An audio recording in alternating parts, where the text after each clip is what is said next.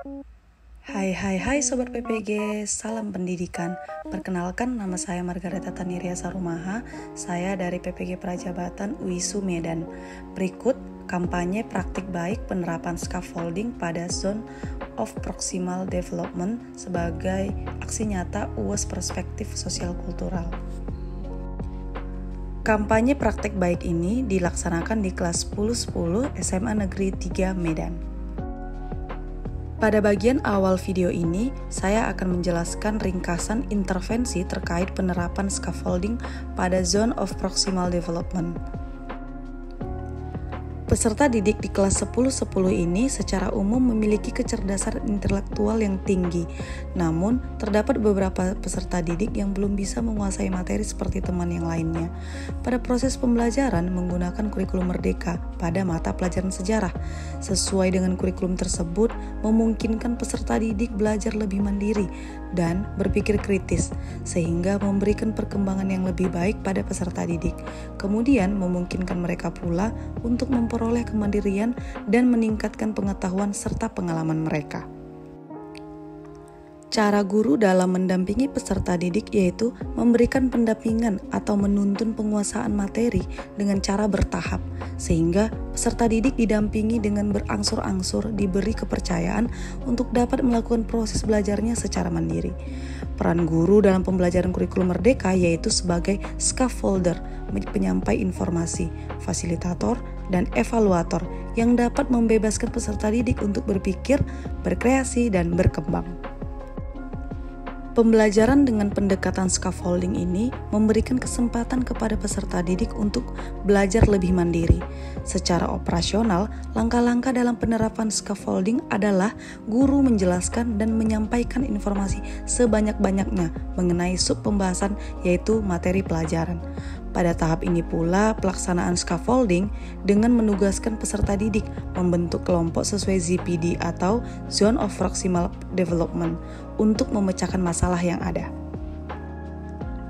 Penerapan pembelajaran scaffolding pada Zone of Proximal Development di kelas 10-10 SMA Negeri 3 Medan. Apa itu Zone of Proximal Development?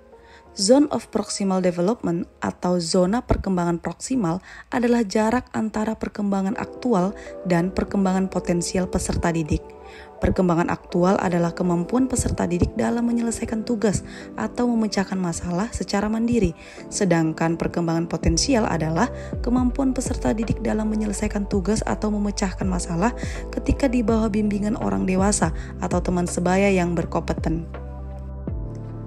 Pada pembelajaran scaffolding, melalui ZPD peserta didik, guru dapat memberikan bimbingan atau dorongan untuk mencapai perkembangan pembelajaran peserta didik sesuai dengan tingkat perkembangannya, sehingga pendidikan menjadi lebih fokus pada kebutuhan individu dan berpusat pada peserta didik yang dapat membantu menciptakan lingkungan pembelajaran yang mendukung perkembangan peserta didik tersebut.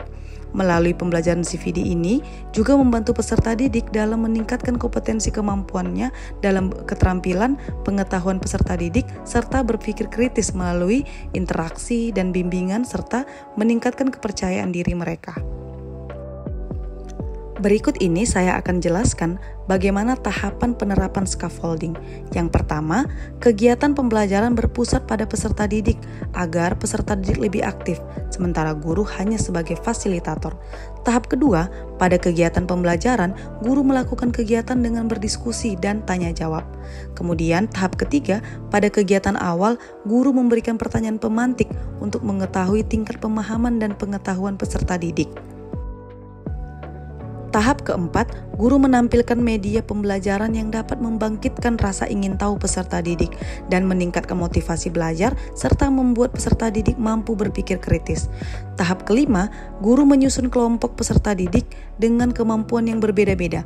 Setiap kelompok minimal ada satu orang yang memiliki kemampuan tinggi menjadi tutor teman sebaya.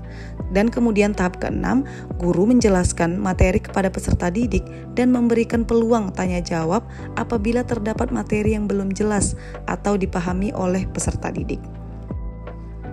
Hal penting dalam pembelajaran scaffolding ini yaitu pemberian tugas. Guru memberikan tugas dengan catatan peserta didik yang kesulitan dalam mengerjakan tugas dapat meminta bimbingan teman sebaya yang ditunjuk sebagai tutornya. Yang tidak kalah penting dalam pembelajaran scaffolding, guru melakukan pengamatan, yakni guru mengamati aktivitas belajar peserta didik dan memberikan penilaian kompetensi pada saat diskusi kelompok.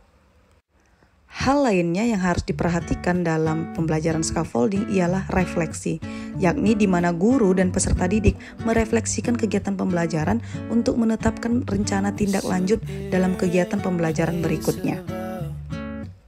Hasil yang dicapai penerapan scaffolding pada ZPD yaitu yang pertama, peserta didik mampu mengungkapkan kesulitan materi yang dipelajari. Yang kedua, terjadi interaksi belajar antar peserta didik dan meminimalisir kesenjangan.